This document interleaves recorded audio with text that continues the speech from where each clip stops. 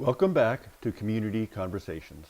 I'm your host, Steve Mantis, and my guest today is Jim Stevens, a local author and historian. Welcome back, Jim. Thank you. So we were just talking about a number of the books you've done in terms of some of our local history. What's the best way for people to get a hold of those books if they would like to buy one and take a read? Well, the Fireweed on Algoma Street sells my books, Okay. and also the Lake Superior Art Gallery in Victoriaville also sells my books. Okay, so there's two local stores that Yeah. have your books available. Yep. And can they contact you if they want more information? Yes, they could. They could, email me at jstevens@tbaytel.net. Okay, we'll put that on the screen too. Excellent. Sure. Now, from all that work you've done around some of our local history, I've been so interested in really the history, a lot of it before we, started writing all this stuff down, and the history of the First Nations. What are some of the things you kind of learned along the way that you think are important or interesting that you could share with us? Well, coming from southern Ontario to the north, which is something I always wanted to do, actually. I remember when I was a kid, the local high school had closed. And I broke into the school one night, and in one of the old classrooms, there was a map of northern Ontario, and it didn't have any roads on it at that time, just rail lines.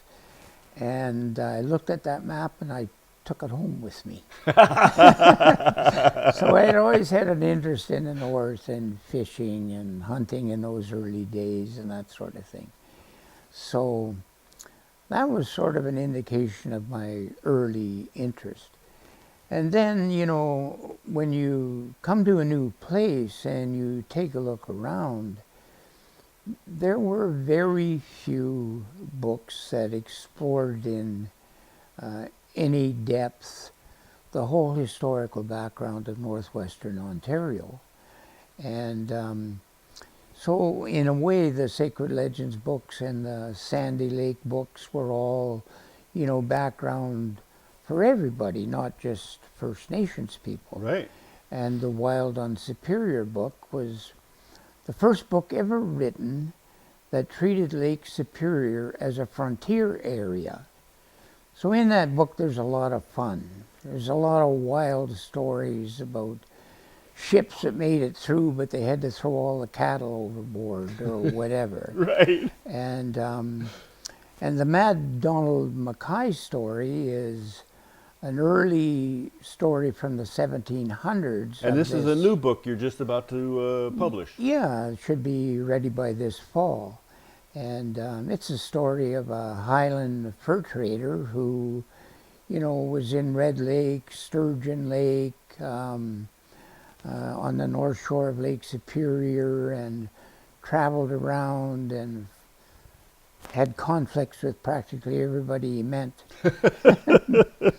And like I was telling you earlier, he's buried in Nova Scotia, and at the bottom of his old 1833 tombstone, there's a little line that says, "All of you who pass this way know that you too will die someday."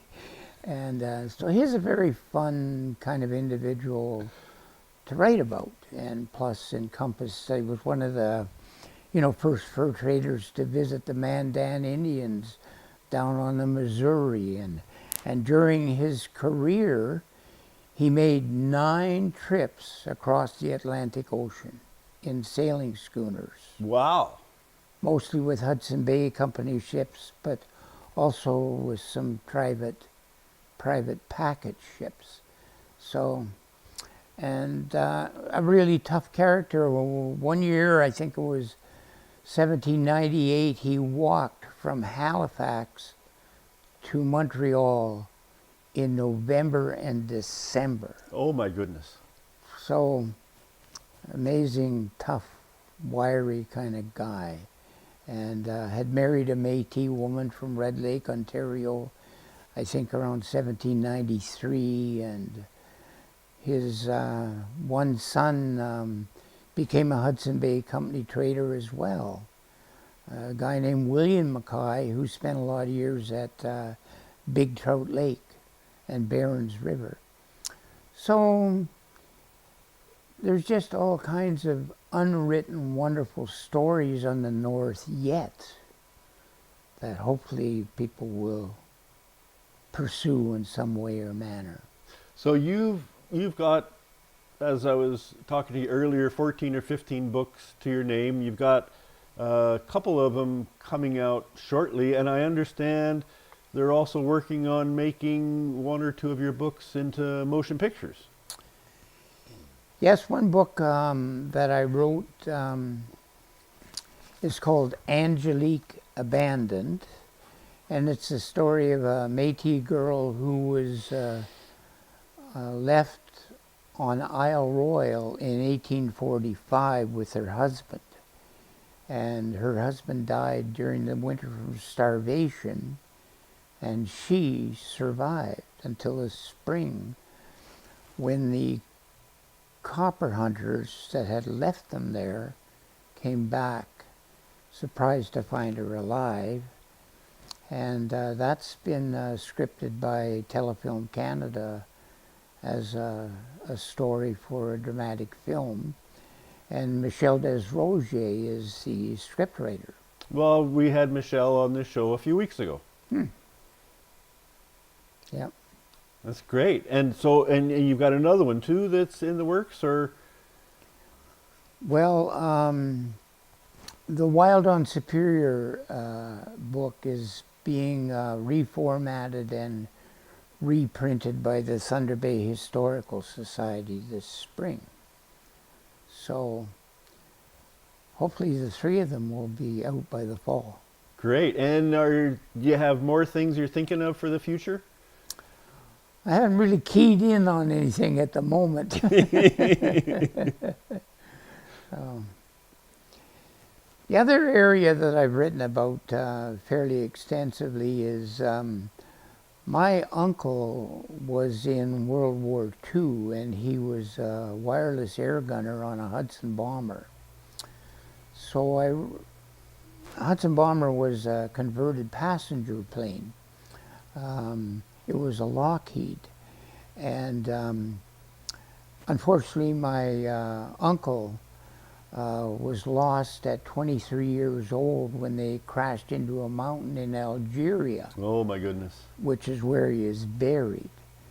So I have done 3 books on World War II flyers, 2 of them on guys that flew in Lockheed Hudson bombers, and one of them called Dead Men Flying, which is about 4 flyers and their crews that were in RAF Bomber Command, the deadliest location for somebody to be in World War II in the Allied forces. Jim, unfortunately we're out of time. I want to thank you so much for coming on the show. Here's a great resource for any of the history buffs, or really anyone that wants to know a little bit more about our history and our background here in Northwest Ontario and other areas of interest. Jim, it's been a real pleasure having you on the show. I want to invite folks to send us your ideas, comments, and suggestions through our Facebook page. It's Community Conversations. Type that in and you'll be able to find us. Next month, we've got our local MP, Patty Haidu, on as a guest. If you have any questions for her, please send them along as well.